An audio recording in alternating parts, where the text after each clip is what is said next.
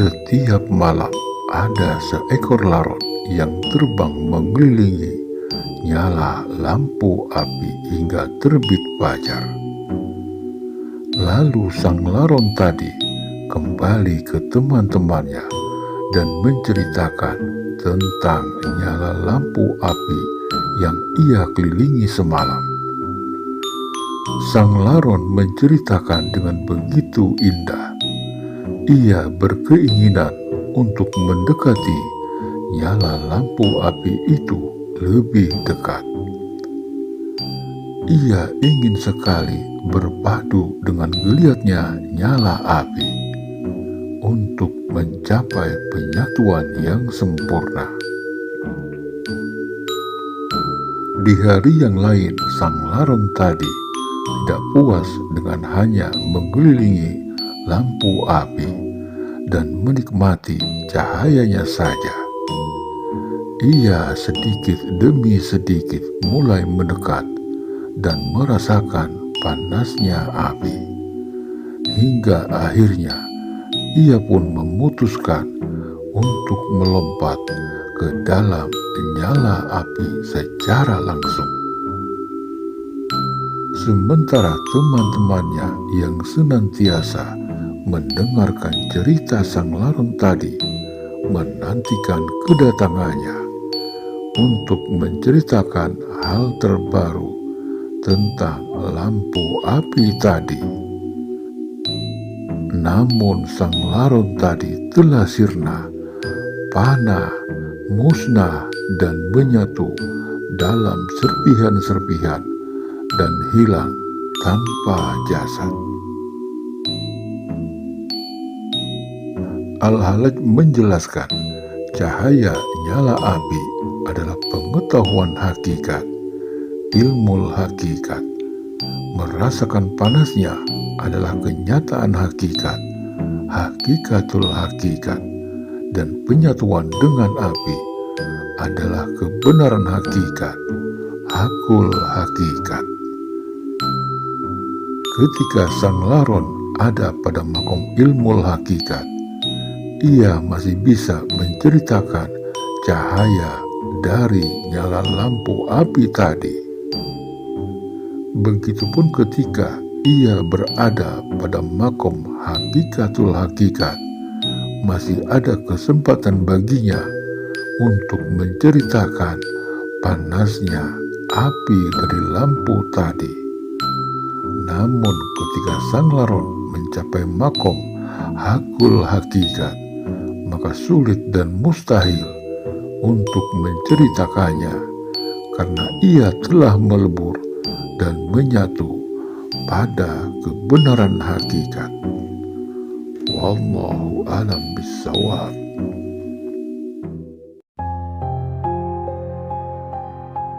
Assalamualaikum warahmatullahi wabarakatuh. Sahabat Akarimba dimanapun Anda berada, baik yang nyata maupun yang gaib, di antara hamba-hamba Allah yang ada di dunia ini, terdapat beberapa hamba Allah yang Allah anugerahkan suatu keistimewaan berupa karomah dan ma'unah. Hal ini bukanlah sesuatu yang mustahil. Sebagaimana Allah memberikan mukjizat kepada para nabi dan rasulnya, maka juga tidak mustahil memberikan sebuah karomah dan ma'unah kepada hamba pilihannya. Hamba pilihan yang mendapatkan kemuliaan itu adalah waliullah yang jumlahnya begitu banyak tersebar di muka bumi ini. Mereka tidak diketahui oleh masyarakat umum dan cenderung tidak menampakkan status kewaliannya. Dalam kajian tasawuf dikenal istilah wali abdal, sebagaimana pendapat yang disampaikan sahabat Rasul Abu Darda dan Abdul Bakar. Mereka sekelompok orang pengganti para nabi dan rasul. Kedudukan mereka lebih utama dari kebanyakan orang, bukan karena kebanyakan sholat, bukan pula karena kebanyakan puasa, melainkan karena kewaraan mereka yang benar, niat yang tulus, selalu menjaga kebersihan hati demi ketersambungan dengan Sang Ilahi Robi. Mereka hanya mengharap ridho Allah semata. Dialah wali abdal sebagai pakunya bumi.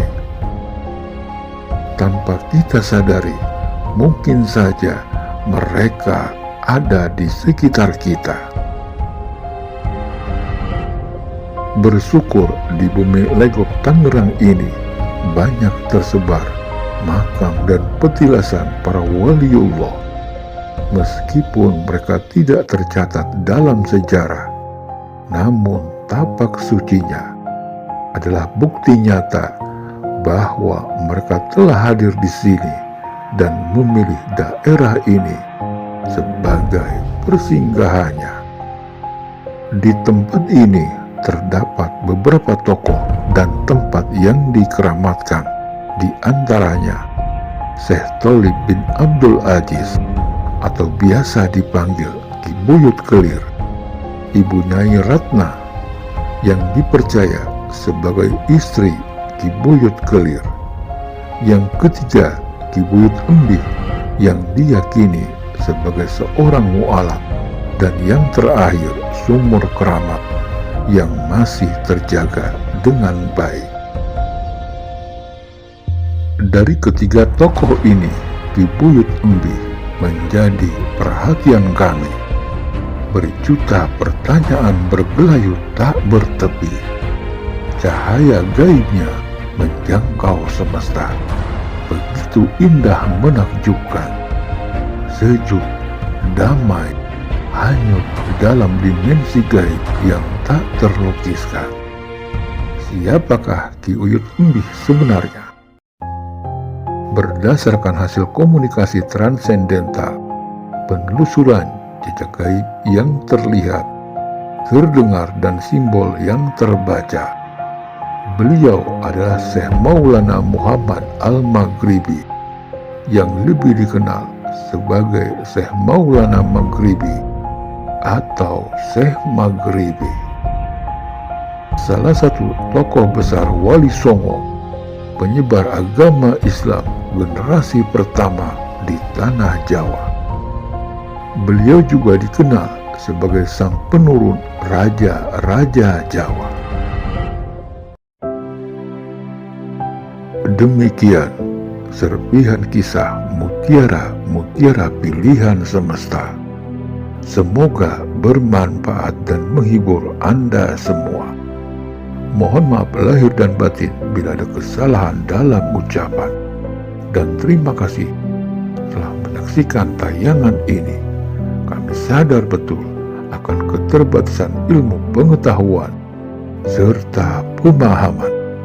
Bagi sahabat Akariba yang memiliki pendapat berbeda dan ingin memperbaiki cerita ini, silakan tuangkan pada kolom yang tersedia. Jangan lupa untuk selalu mendukung kami dengan cara subscribe, like, dan komen pada channel kami, agar kami tetap semangat berkarya menciptakan titik-titik berikut menuju wujud alif sempurna lahir dan batin. Mbah Jagat Nurjati mengatakan, dengan bismillah aku menyusun rubaiat ini.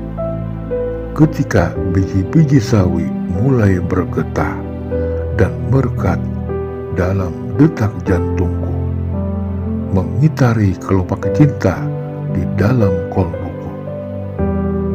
Bagai sembilu berputar dalam sejarah, aku berseru di sudut layar Al-Fatihah, mencelupkan mata pena ke dasar laut makrifatmu. Pejam-pejamlah mata, lelap-lelaplah jiwa, kolbu tidurlah dulu, bawa semua ragumu.